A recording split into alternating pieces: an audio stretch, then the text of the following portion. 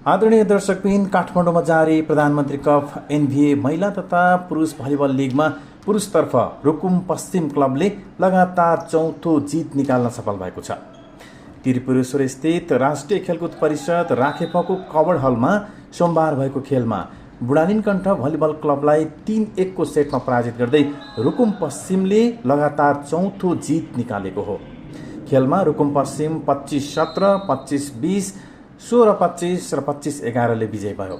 जितसँगै रुकुम पश्चिमको 12 अङ्क भएको छ भने समान खेल खेलेको बुढालिनकण्ठ अङ्कविहीन रहेको छ।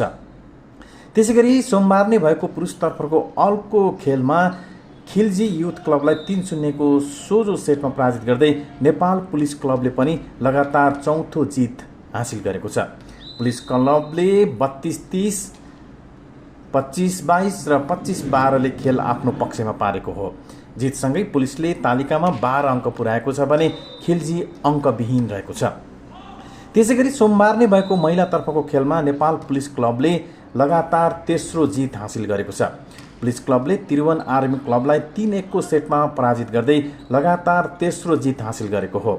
खेलमा पुलिस 21-25, 25-15, 25-15, 25-15 ले विजय भयो। त्यस्तै सोमबार नै भएको महिलातर्फको अर्को खेलमा एभरेस्ट भलिबल क्लबले सुदूरपश्चिम भलिबल क्लबलाई 3-0 को सोझो सेटमा पराजित गर्यो। एभरेस्टले 25-11, 25-10 र 25-14 ले विजय भएको हो।